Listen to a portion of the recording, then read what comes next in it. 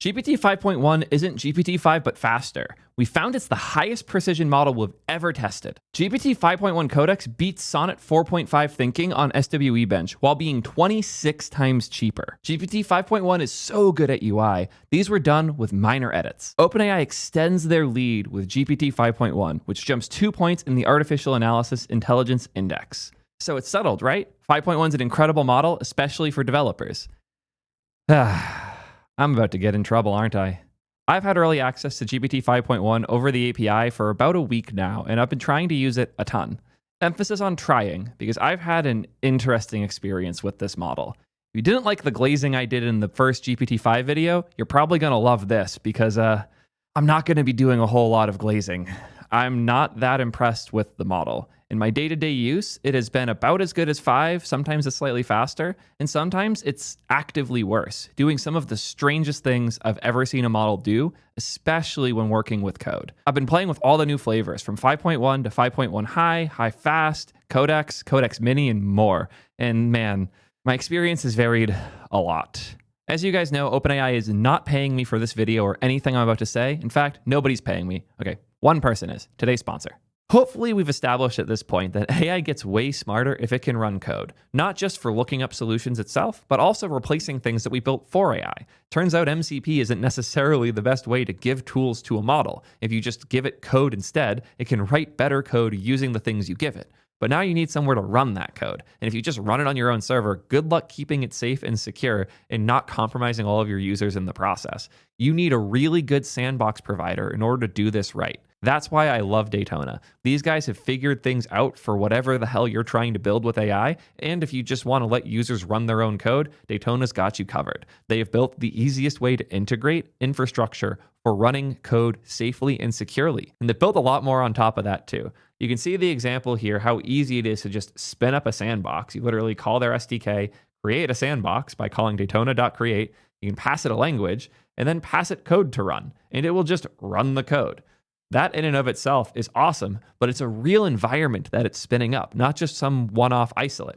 So you can also run actual commands. You can also connect it to a file system. You can also run Git through their SDK or directly through traditional Git commands. If you want to build a background agent for writing code, it turns out Daytona has all of the info you need and more to do that right. The key thing that they have figured out is that they need to do fast and scalable, the style of serverless, but also make it stateful so you can handle when the box has to sleep because you're waiting for the next token or for the agent to finish whatever it's doing in the background. Getting all of that stuff working together is kind of possible independently if you want to waste a bunch of time and money on infra and risk the security of your business, or you could install Daytona's SDK and get it going in literally 5 minutes. They have everything you and your agents need ready to go. From process execution, file system operations, Git integration, LSP support even. Do you know how nice that is? Do you know how many of the tools I use every day don't actually know TypeScript at all or have access to the TypeScript stuff and just have to run a command instead? Wouldn't it be cool if the whole LSP was just accessible to your agents? Seriously though, if tools like Cursor or Codex were built with Daytona, they'd be way smarter. What are you waiting for? Check them out now at soidev.link/Daytona. So here's the plan. I'm going to go over everyone else's coverage of this model for developers so you can get an idea of how others are experiencing it, because it seems quite different from my own experience, and I really want to make that contrast clear.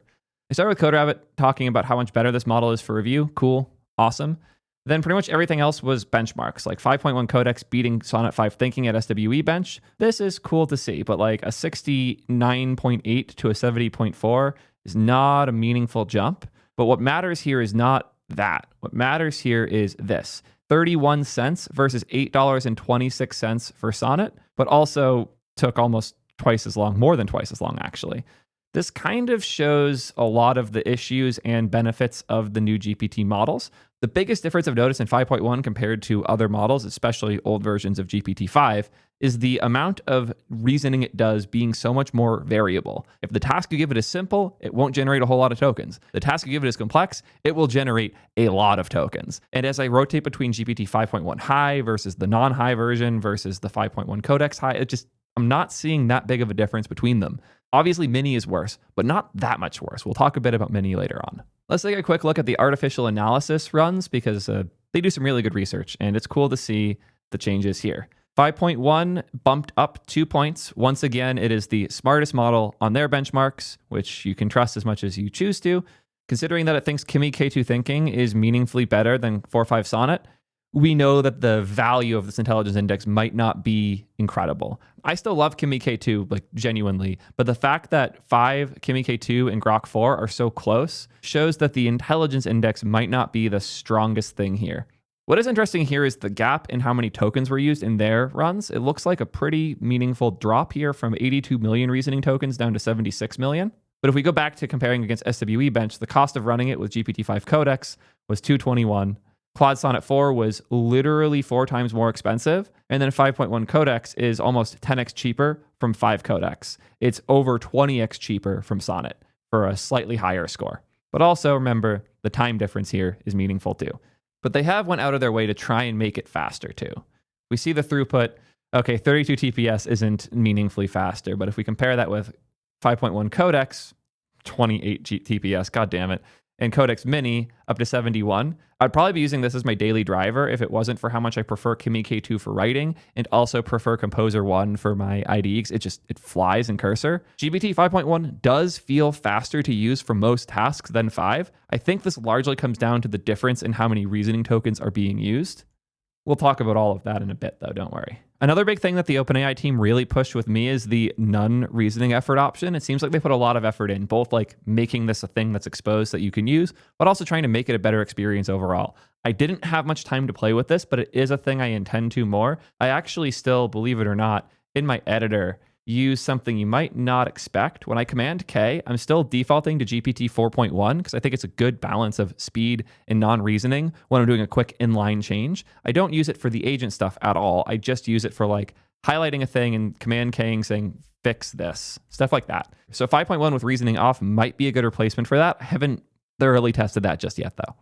One other piece that I really think is worth calling out, and thank you to Simon Willison for the update and putting this in your blog, the extended prompt caching is really, really nice. Caching's a problem that most of these providers have.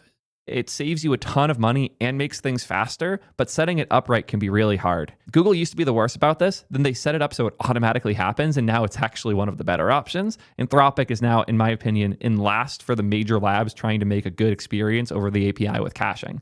But that doesn't work great if the cache is only going to be there for a few minutes and you go back to this thread later. The cache being bumped up to 24 hours is actually really, really nice. And I am hyped that they have set this up. I'll be turning this on for our stuff in the very near future in hopes that it will make T3 chat even faster and cheaper. One last thing before we dive into my experience coding with GPT 5.1. I've noticed that the writing style feels significantly better over the API than it does over the ChatGPT site. It's probably a system prompt thing, but let's look at this. Write me a compelling defense of the Java programming language prompt that I've been testing with before. You guys probably saw my previous GPT 5.1 is for Normies video where I show this prompt. What I didn't show, because I didn't have it yet, is how it behaves in comparison on an app like T3 Chat.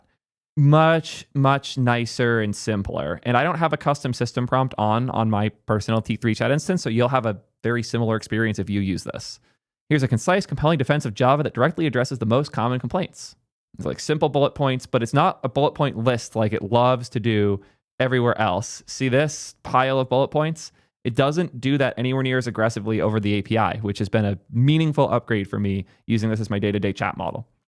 And if we compare with the I spilt coffee over myself prompt that they had in the demo, short answer, no, absolutely not. Longer, actually true answer. Ugh. And there's even bullet points in this, and I'm just asking it for comfort because I feel like an idiot. Here's the exact same model through T3 Chat. Ugh, I spilled coffee all over myself before my meeting. Do you think everyone thought I was an idiot? Probably not. People are usually too focused on their own stuff to judge, and a spill is just a normal human accident. You're okay, Theo. I'm not crazy, right? This is way better. If you do want to get access to every single model for $8 a month and have a much better experience chatting with them, go to t3.chat and check out with the code NORMIES to get your first month for just $1. And please don't try and refund it. I don't care about your EU policies. If you're spending $1 and then you use the app a whole bunch, we're not going to give you a fucking refund. Yes, this has been an actual problem lately. Enjoy your $1 inference and don't be annoying, please. Enough of all that. Let's dive into my experience coding with this model. I have a bunch of different things I have been trying. I have been hopping between many different models and many different projects to try and get the best out of this new model. And man, it's been a bit of a struggle. It seems better than it initially was during my testing, but not like a lot better. Almost forgot. I just ran it against Skatebench, and we saw a meaningful regression in the score, down from 99% to 81%. I only ran it once, haven't looked into the answers just yet, but yeah, it's weird seeing everybody else call this model significantly better in every bench, and my benchmarks aren't showing that. I haven't run it on Snitchbench yet, but I did have it overhaul Snitchbench, and the results for that were interesting. Just set up the latest version of Codex, and I'm going to do a quick test on a fresh Next.js app to see how it handles the image generation studio test. We'll get this running in the background, and I'll play with some other things and show you guys some of the issues I have had when this runs. And we have our first issue. The GPT-5.1 Codex model is not supported when using Codex with a ChatGPT account. What? I'm on Pro. What the fuck do you mean? Wanted to give a quick update on the CLI thing. It turns out that the testers were in a different group, which caused it to break. I got them to fix that really soon after the video was recorded. I just hit them up and they did it, so don't read too much into that. That's definitely a weird edge case that happens when you're testing things early. It was still very annoying, but at the very least, it is fixed. Okay, I moved over to the API version. Let's see if it works now. Maybe, hopefully, I already alerted the OpenAI guys. Hopefully by the time this video is out, they fix this. I have no idea what the hell's going on. Cool, it works with an API key. So even though I'm spending $200 a month, I'm spending additional money. If you ever needed proof that OpenAI doesn't pay me, here you go. I'm wasting money just to demo this for you guys. And I already burned through my entire Cursor subscription with all the things I was testing earlier. If this is the extent of my issues, it would be annoying but worth working around. But my experience actually using Codex, the model in Codex, the CLI, still hate the naming. The fact that those two aren't compatible right now is hilarious. But I had some really strange experiences using the model in this CLI. It insisted on using NPM even though it read the bun lock file. So it knows that's there. It knows the project's using bun, but it would still use NPM instead. Here it is using NPM for this install for no reason. And here it is doing a bunch of catting end of file into the Tailwind config and post CSS config, even though it doesn't need to do any of that because it should be using Tailwind v4. But this was the most egregious thing by far, the way it would do edits. So here we can see it was like changing directory and trying to like find specific values in the CSS file. But here's where it got real cringe. It started writing regexes and executing them via Perl in order to do the code changes. Not like once or twice, consistently. This was how it would always try to do code edits when I was using it, which was a bit absurd and it took forever. We're talking like 12 to 30 minute runs for some of these. It was insane. Just for a style pass. Like absurdity. It was a really, really bad experience. I was very bearish on the model as a whole after this. I was like, there's no way the model can use the harness it was given this poorly and still end up being good. Good news is it seems like it did an okay pass this first time. It worked for 1 minute and 25 seconds and it's done. Fun run dev. Let's see how it handled my favorite test, the image gen studio. And yeah, it's meaningfully slightly better looking than the previous model. If you've seen me use this test in all my other videos, you know roughly what these tend to look like. And it did really good. The one thing I've noticed is it's back in the card hell. I've noticed that this is a pattern that keeps reappearing. The Anthropic models are much worse about it overall, and I liked that the OpenAI models didn't do this as of GPT-5, but we're back in card hell. But it uses the space well, it does a decent job with the design. I've used it for some other things, and it seems like 5.1 is a slight improvement on UI stuff. Cool. I wish I could say it was the same level of improvement for solving actual problems. So after having a rough experience with the CLI, I decided to hop into Cursor. I wish I could say that experience was better. Okay, it was in some ways, but it was also weird in others. Like a very common thing would be the model made no changes to the file. My personal favorite is it had this weird habit of going into the directory and then echoing no-op into dev null. What? It's more token efficient. What is it doing? Why does it do this?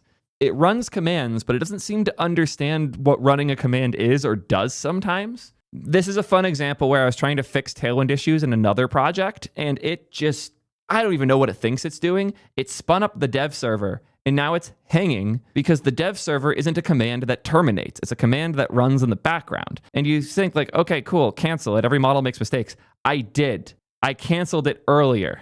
See here where it ran the dev command?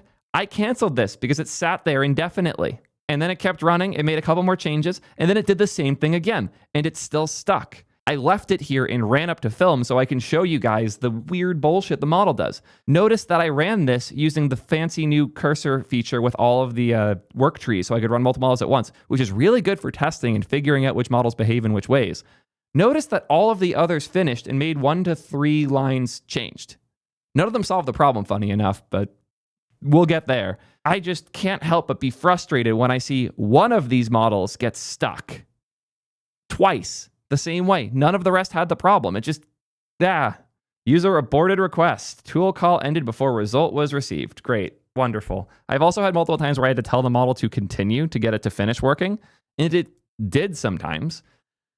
Okay. I'm going to chill for a sec because there are things I've been impressed with. Not a lot and not super impressed, but I gave it a test that I've been doing a lot, which is asking the model to update Snitchbench over to be the latest version of AISTK. The AISTK v4 to v5 migration was less a migration, more a fuck you, go rewrite your code type thing. And I rewrote the code again. I've done this far too many times now. And for my first attempt, I had 5.1 codex, write a plan, and then fulfill the plan. It wrote a 3-step plan, update dependencies, migrate the TypeScript sources, and then verify the upgrade. Seemed fine. So I ran this, and it just outright failed. It got errors because it wasn't passing the right formats to the SDK in order to generate messages. So I gave it the error, and then it continued to make a ton of useless changes, nonstop reading index.d.ts files from packages, even though I gave it the actual source. I gave it the actual links to the docs on how to do this, and it still failed. And then it went and made a bunch of changes, failed again.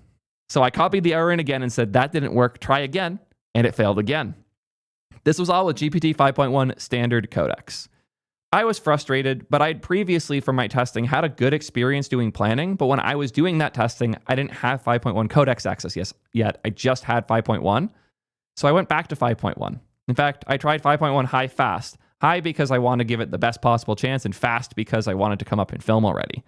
And you'll notice here, the plan's quite a bit different. It's not 3 steps, it's 7. And they're all a lot more cohesive and coherent. And it also generated this plan relatively quick. It only took a few minutes. So it generated this plan. I said, sure, let's try it. Told it to go. And it actually succeeded. For the first time, I have managed to get a model to 2-step, one being the planning phase, second being the implementation phase, actually do this genuinely obnoxious upgrade. Didn't get hung up on any commands, didn't do anything weird, and don't get started on you used high, obviously it's smarter. This has not been a consistent experience. I bet if I re-rolled this with high, it might fail, and if I re-rolled it with medium, it might succeed. Models are non-deterministic. It's obnoxious that this is the case, but it is. So I was impressed with this. I also wanted to emphasize the level of non-deterministic these things are with a very funny example. I have a video coming out very soon about this project called Tune. It's an alternative to JSON to make it so models can look things up more efficiently, like using way less tokens and also getting more accurate results as a result of the changes. Somewhere between like a CSV format and a JSON type format. I wanted to take a look at how the format compares between JSON and other things, so I built a little web app, and by built I mean vibe coded a little web app to do this. I used GPT-5 for most of this, and it was pretty solid. I did most of this in the Tune video, which should be out very soon. And here we can see the look, managed to make the different format for YAML versus Tune versus a flattened JSON and show how many tokens each is using. Pretty cool, nice little app. But I wanted to do some changes to it. I wanted to be able to see the tokens that are being used. So when you use the OpenAI Tokenizer web app, it shows you this nice little view of where each token starts and ends. And I wanted to copy this. I also wanted to add syntax highlighting because it's JSON. It'd be nice to have syntax highlighting. So that's what I asked for. I have 2 complex changes for the UI. First, I want to add some syntax highlighting for the options where it makes sense to. And second, I want you to highlight the tokens in the actual output, not as a separate output. So like blocks around the tokens, similar to this image, with the screenshot of that image. I again use the feature that I've been loving more and more, which is the work trees inside of Cursor, so I could run 7 different models at the same time with this prompt. Sonnet 4.5, 5.1 Codex, standard GPT 5.1, 5.1 High, Haiku, Composer, or Codex Mini actually, sorry. I ran all of these to see what the results would look like, and it was interesting. This was sonnets, and if we paste and check the show tokens box, you'll see it is showing us the tokens as tokens, not as actual values. So it replaces the actual text with the tokenized values. Cool, not what I'm looking for at all. GPT-5.1 codex errors out because it's trying to import something incorrectly. Great. I do wonder if it works, but I don't care enough to figure it out. GPT-5.1, hard errors on the page trying to import something that doesn't exist. Seems like there's a lot of issues with the Prism renderer and Vite potentially. Didn't hold up Sonnet 4.5, but it did hold up a lot of these other things. GPT-5.1 high appears to work. We paste. There we are. Nice syntax highlighting. All looks good so far. So let's try to turn on the highlighting. Okay. It's succeeding in making the tokens for the output. So this is the closest so far, but it did break the formatting. So now it's like an unreadable mess with no new lines. Would have been really nice if it kept it the right format, but that's the closest so far. How about Composer, the new super fast model from our friends at Cursor? Page crashes. Whenever I paste in the input, the page crashes. Great. And then 5.1 Codex Mini, page loads. Tokens do the same thing that Sonnet 4.5 did. So kind of cool that Codex Mini gets roughly the same output quality as Sonnet 4.5 did. I've ran this test multiple times and had roughly the same quality of output for each run, except for one particular thing.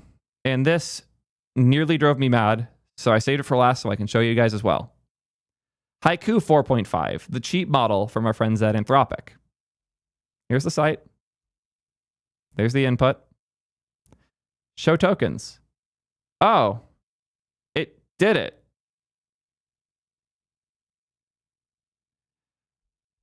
Why the fuck is Haiku the only model that got this right? I've run this test like 3 or 4 times across every relevant model.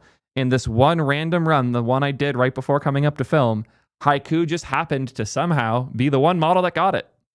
And I've had a really bad experience with Haiku 4.5 overall. This just really emphasizes how non-deterministic this shit is, and more importantly, how useless a lot of benchmarks are now. I've never been so anti-benchmark pilled.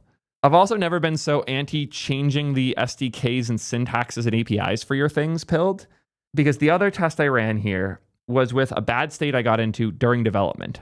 I mentioned this one earlier where I had the styles just not loading correctly. I made a separate clone of the project just for this test because of how weird and bad things were behaving. And we'll see here, after the Tailwind setup was completed by GPT-5.1, it missed some things. Because as cool as this kind of looks, this is not how I would expect a GPT-5.1 website or a Tailwind site to look. It should have styles. So I asked the model to fix this, and it couldn't. So I went and fixed it myself, but realized when I was doing that, there's a couple subtle things here that make it a little annoying to get right. I ran this test multiple separate times against multiple sets of models. First outside of this clone of the project, but second and third times were here. And when I ran the fixed Tailwind styling issues for the first time, you'll see most of the models made the same change. 4.5, 5.1 Codex, 5.1, and Composer 1 all made the same change, which is to just change the way the CSS import works, because it was using the v3 syntax for the CSS import, and it assumed that's all it was. That is not all it was. Spoiler. So none of these ones ended up working. They all made the exact same change. None of it worked.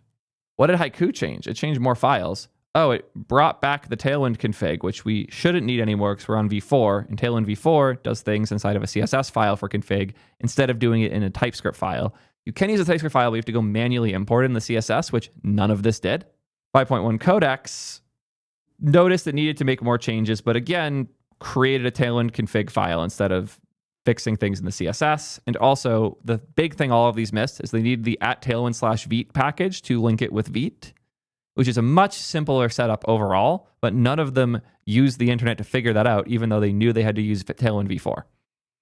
GPT 5.1 high, same deal.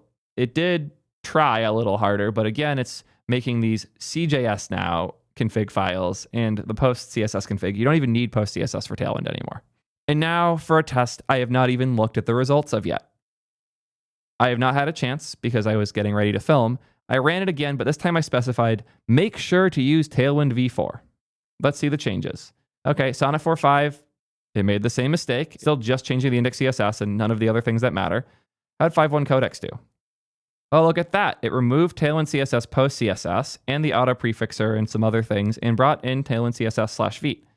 This makes me hopeful, minus the fact that I had to manually cancel the dev server.